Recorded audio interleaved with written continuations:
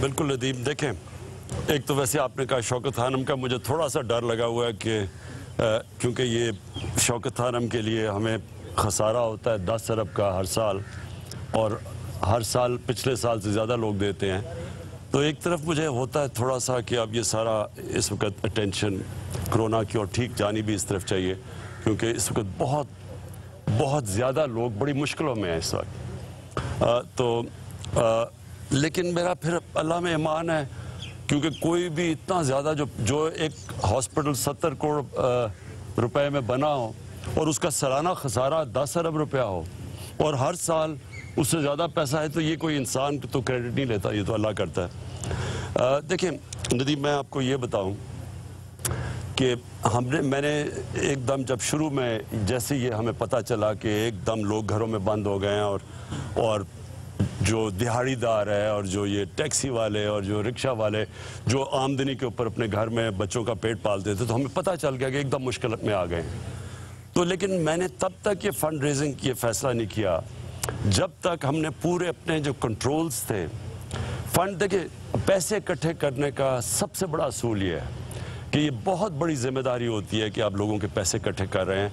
तो जब तक आपके फाइनेंशियल कंट्रोल्स ठीक नहीं होते, कभी पैसा ना इकट्ठा करें, क्योंकि एक जब अल्लाह के नाम पे आप प्रोजेक्ट करते हैं तो बहुत बड़ी जिम्मेदारी होती है कि जो आप पैसा इकट्ठा करें वो ठीक जगह पे जाए। तो हमने ये जो एहसास प्रोग्राम था, इसके पहले चेक्स पूरे हुए। अब ये जो प्रोग्राम आप देख रहे हैं कि जो लोगों को पैसे दे रहे हैं, कभी पाकिस्तान की तारीख में इतना ज़्यादा पैसा नहीं दिया गया, कभी पैसा नहीं दिया गया। तो इसकी जो पूरी तैयारी थी, इसकी जो सारे कंट्रोल्स थे, पहले वो कंप्लीट हुए। अब हमारे पास कोई भी जो हम पैसा दे रहे हैं, 12,000 रुपया देते हैं, ये बाकायदा बता सकते हैं कि किस तहसील में, किस यूनियन काउंसिल में पैसा गया, लोगों के नाम कौन से हैं, सब कुछ कंप्यूटराइज्ड है। इसके अंदर कोई इंसानी मुदाखलत नहीं है। और आप ये पॉलिटिकल ये देख लें कि इसमें कोई पॉलिटिकल कंसिडरेशन नहीं है कि अभी तक जो सबसे ज़्यादा पैसा डिस्ट्रीब्यूट हुआ है वो सिंध के अंदर हुआ है, जिधर हमारी गवर्नमेंट नहीं है। वो क्यों हुआ है? क्योंकि ये सिर्फ पॉवर्टी के नाम, जिधर गुर्बत ज़्यादा है उधर ये पैसा जा रहा है। सो वो सारा किधर से आया? वो जो पुराने डेटाबेस हैं जिनको हमने ठीक किया, जो बिस्क का डेटाबेस था, फिर उसको हमने ठीक किया, उसमें से लोग निकाले जो कि गलत लोग, उसमें 8 लाख लोग निकाले, फिर उसमें एडिशन की। अब ये जो लोग SMS कर रहे हैं, हर जगह से लोग SMS करते हैं कि जी हमें जो लोग मुस्तहिक हैं, फिर उनको उस पूरे प्रोसेस से गुजारते हैं, नादरा के डेटाबेस से गुजारते हैं, और उसके बाद जब वो क्वालिफाई करते हैं तो उनको पैसे दे रहे हैं। तो ऐसा कभी भी ट्रांसपेरेंट प्रोग्राम पाकिस्तान में नहीं हुआ। तो इसके लिए अब मैं फिर आगे चलता हूँ। हमने जब अब ये जो SMS से लोग आते रहे, तो अब तक 13 करोड़ लोगों ने इसके अंदर अप्लाई किया है। अब 13 करोड़ लोगों में अप्लाई किया है। ये जब पूरा प्रोसेस से गुजरेगा तो इसमें से हमें पता नहीं 5 करोड़ लोग क्वालिफाई करते हैं, 6 करोड़ करते हैं। तो अभी तक तो हमारे पास 1 करोड़ 20 लाख के हमने 144 अरब रुपया एलोकेट किया है। लेकिन ये आगे 1 महीना चलता है, 2 महीना चलता है, 6 महीना चलता है। ये तो हमें पता है कि अब हमें कोरोना के साथ रहना पड़ेगा। कोई आज ये नहीं कह सकता कि ये अगर हम लॉकडाउन भी कर दें, बंद भी कर दें, तो फिर कोरोना ख़त्म हो जाएगा। सिंगापुर ने लॉकडाउन किया, उनकी कर्व फ्लैट हुई, उन्होंने कंट्रोल्स खोले, फिर कोरोना फैल गया। सो ये एक ऐसी चीज़ है, नई चीज़ है। तो लिहाजा वो कहते हैं ना कि हमें इसके साथ अब रहना पड़ेगा। कैसे करना पड़ेगा, रहना पड़ेगा। एक तो ये जो लॉकडाउन है, ये मैं इसके ऊपर बाद में भी बात कर लूँगा कि लॉकडाउन, अब स्मार्ट लॉकडाउन की तरफ जाना पड़ेगा। स्मार्ट लॉकडाउन का मतलब ये है कि अब हमें खोलनी पड़ेंगी चीज़ें लोगों के लिए। जो छोटी दुकान है, ये जो कंस्ट्रक्शन, जो लो रिस्क एरियाज है, ये खोलने पड़ेंगे, क्योंकि ये इनडेफिनेटली अब लॉकडाउन हो ही नहीं सकता, क्योंकि हम इतने ज़्यादा लोगों तक पहुंच ही नहीं सकते जो लोग मुतासर हैं। यानी हर रेस्टोरेंट्स में, वेटर्स, हर जगह लोग मुतासर हैं। तो जो भी गवर्नमेंट कर ले, हम इतने नहीं पहुंच सकते। लिहाजा ये जो पैसा इकट्ठा कर रहे हैं, ये उन लोगों की मदद करेगा जब तक कि लोगों के कारोबार, ये जो कंस्ट्रक्शन शुरू नहीं होती, तो ये उनको जाके फीड करेगा, ये जो एक्स्ट्रा पैसा भी आएगा। लेकिन इसमें किधर तक जाता है आगे, जब आखिर में तो हमें जो स्मार्ट लॉकडाउन का मतलब ये कि हम जिधर जिससे हमें पता चला कि आउटब्रेक है तो उधर हम जाके कंट्रोल करें और बाकी हम फिर मुल्क को चलने दें। ये असल में अब मगरब के अंदर भी शुरू हो गया। मेरी प्रेसिडेंट ट्रंप से रात बात हुई।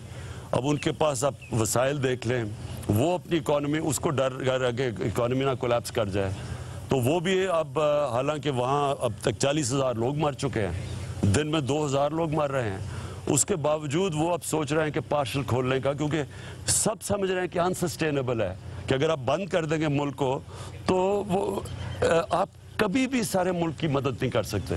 सो ये है कि इंटरम पीरियड में जैसे जैसे हम खोलते जा रहे हैं, ये तादाद लोगों की, मुस्तहिक लोगों की बढ़ती जा रही है, तो इसके लिए ये पैसे इकट्ठे कर रहे हैं। इसमें पॉइंट में कुछ ऐसी तजवीज़ है कि जो छोटे दुकानदार हैं, एक मुलाजम है, एक दुकान है, वो 2 महीने से बंद पड़ी है, उसने किराया भी देना है, उसको 25, 30, 40 हज़ार की कैश सपोर्ट चाहिए, वो ज़कात का या किसी वैसे चैरिटी का वो तलबगार नहीं है, तो आपको बैंकिंग सिस्टम से भी उसको ऐसी सपोर्ट देनी है कि वो जिंदा भी रहे और कारोबार भी चलाता जाए। देखिए नदीम, पहले ये हम सब कर रहे हैं, सब इसमें हम आप स्मॉल और मीडियम इंडस्ट्री, क्योंकि वो बड़े इंडस्ट्रियलिस्ट के पास तो फिर भी गुंजाइश है।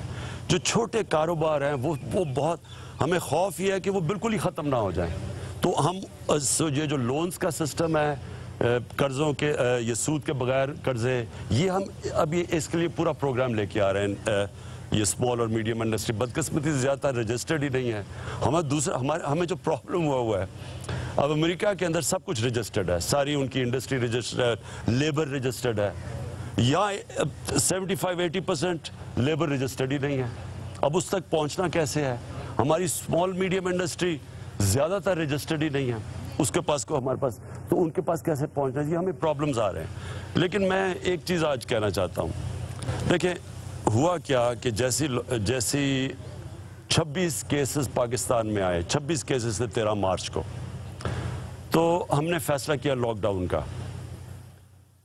लेकिन एकदम सिंध गवर्नमेंट ने फैसला किया कि वो बिल्कुल ही वो लॉकडाउन करने जा रहे हैं जो कि बिल्कुल लोगों को कर्फ्यू टाइप सिचुएशन। उनको देख के, क्योंकि मीडिया में पजीराई मिली, 18th अमेंडमेंट के पास, सूबों के पास इख्तियारात हैं, वो उन्होंने अपने फैसले करने हैं। पंजाब ने भी फॉलो किया, केपी ने भी फॉलो किया बलूचिस्तान में, लेकिन कम थे उनके लॉकडाउन।